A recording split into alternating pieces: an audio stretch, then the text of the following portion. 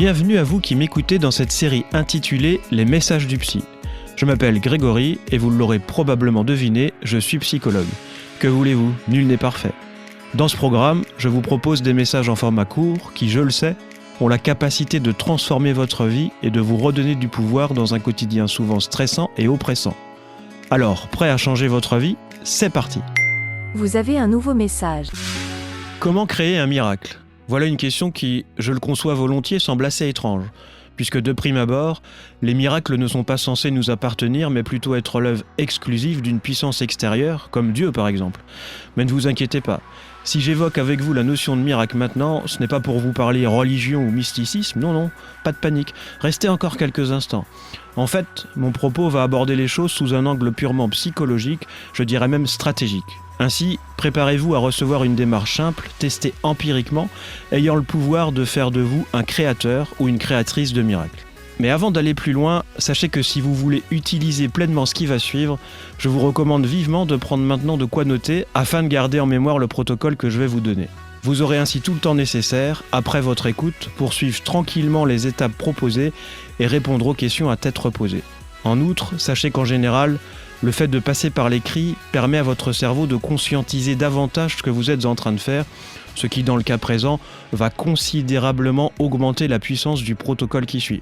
Bien entendu, si vous êtes en voiture, le plus sage est de vous arrêter ou de choisir d'écouter ce message plus tard une deuxième fois en replay, dans des conditions qui seront plus propices à la prise de notes. Je ne voudrais pas être la cause d'accidents.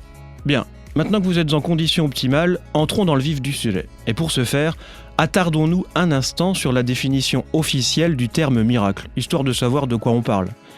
Le dictionnaire Le Robert nous en dit la chose suivante. Un miracle est une chose étonnante qui se produit contre toute attente. Ainsi, un miracle est un fait bénéfique qui se manifeste dans votre vie alors que vous le pensiez impossible. Fort de cette précision sémantique, je vous propose d'aborder la première étape de notre protocole en vous posant la question qui suit. Qu'est-ce que j'aimerais voir changer dans ma vie ? Qu'est-ce que j'aimerais réaliser ? Faites une petite liste de vos envies, notez tout ce qui vous vient sans vous soucier que ce soit possible ou non. Un créateur de miracles ne se pose évidemment pas de limite. Prenez garde de formuler les choses en indiquant ce que vous voulez et non pas ce que vous ne voulez plus. En effet, votre cerveau ne comprend pas la négation. Ainsi, si je vous demande de ne pas penser à un éléphant rose, vous allez penser à un éléphant rose. De la même manière, si vous notez « je ne veux plus de ce travail pourri », vous allez mettre votre attention dessus, ce que nous voulons absolument éviter pour les étapes qui arrivent. Pendant que vous continuez de cogiter à votre liste de miracles, permettez-moi de vous proposer quelques idées, histoire de stimuler votre inspiration. Voici donc des exemples de miracles potentiels. Changer de travail, devenir non-fumeur, vous remettre au sport, augmenter vos revenus, changer de maison, améliorer vos relations de couple ou familiales, réaliser ce rêve ou ce projet que vous avez mis de côté depuis trop longtemps, augmenter votre confiance en vous, et j'en passe bien sûr, la liste ne prétendant évidemment pas à l'exhaustivité. Ok, à présent que vous êtes là où vous en êtes, passons à la deuxième étape.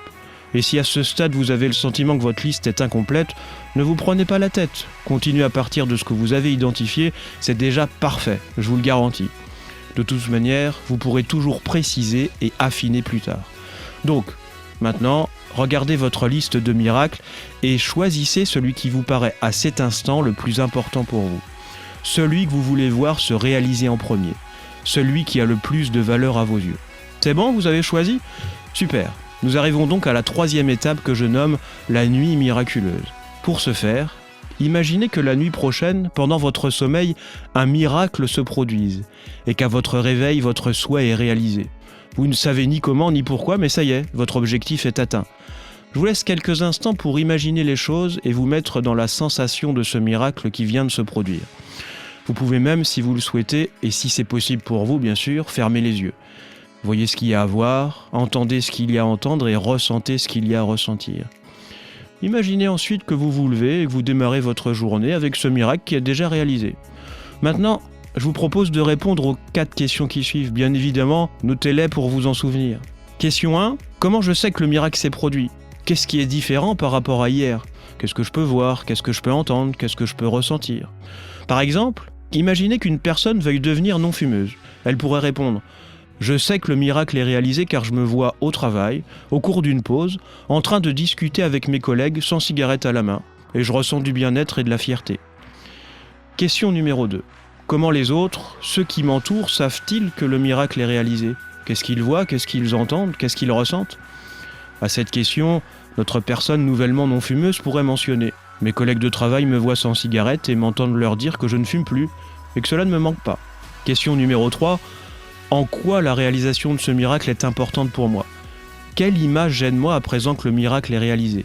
Notre non-fumeuse dirait par exemple « Le fait d'avoir arrêté de fumer est important pour moi car cela me permet de prendre soin de ma santé et de retrouver ma liberté en sortant de l'emprise de la dépendance au tabac. » Question numéro 4. En quoi la réalisation de ce miracle est utile aux personnes qui m'entourent et au monde en général ?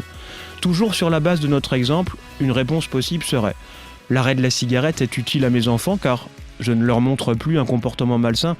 De plus, cela donne de la motivation à toutes les personnes que je connais et qui veulent aussi arrêter de fumer. » Je vous le rappelle, par rapport à ces 4 questions, notez ce qui vous vient pour le moment et autorisez-vous à prendre tout le temps dont vous avez besoin plus tard pour étoffer vos réponses.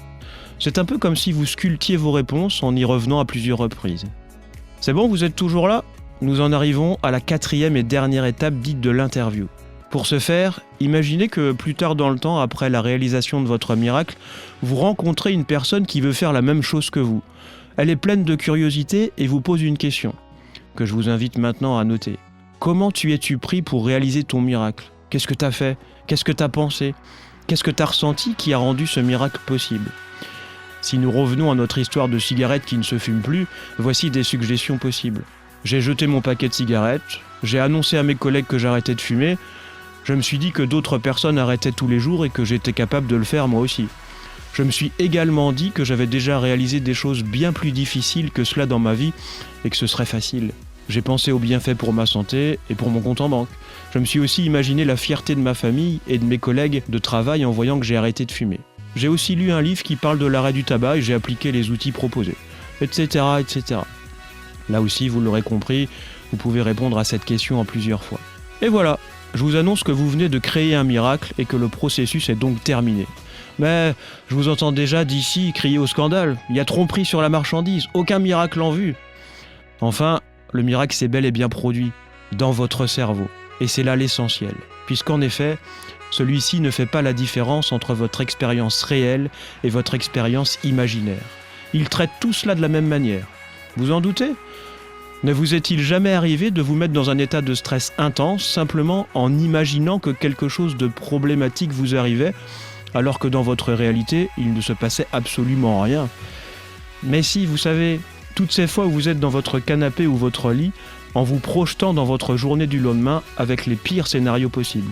Dans ces moments, ne ressentez-vous pas réellement de l'angoisse ? Bien sûr que si. Et pourtant, vous n'êtes pas en train de vivre le moindre problème, c'est juste dans votre tête. Eh bien, si cela fonctionne pour les problèmes, ça marche aussi pour les miracles. D'ailleurs, il est scientifiquement montré que la réalisation du protocole que je viens de vous présenter augmente fortement la probabilité de réalisation de vos objectifs. En fait, ce protocole va marquer votre neurologie, ce qui a pour effet d'augmenter votre motivation et d'affiner vos stratégies pour réaliser vos souhaits. Ne vous privez donc pas de ce cadeau. À ce propos, laissez-moi vous partager mon expérience personnelle avec cet exercice. La première fois que je l'ai réalisé, c'était il y a une petite dizaine d'années. À l'époque, je l'ai fait sérieusement, mais en sceptique absolu. À mes yeux, les miracles étaient bel et bien réservés aux divins. J'ai toutefois joué le jeu et noté tout ce à quoi ressemblerait ma vie si un miracle se produisait. Ensuite, j'ai oublié mon papier. Près d'1 an plus tard, à la faveur d'un déménagement, je retrouvais mon écrit et quelle ne fut pas ma stupéfaction en m'apercevant, en le lisant, que la quasi-totalité de ce que j'avais noté s'était concrétisé. C'était un miracle. Sur ces éléments qui, je le sais, ont le pouvoir de changer votre vie, j'en arrive au terme du message du jour. J'espère qu'il vous a plu. Je vous remercie sincèrement pour votre attention et vous donne rendez-vous dans un prochain message du psy. Je vous souhaite le meilleur.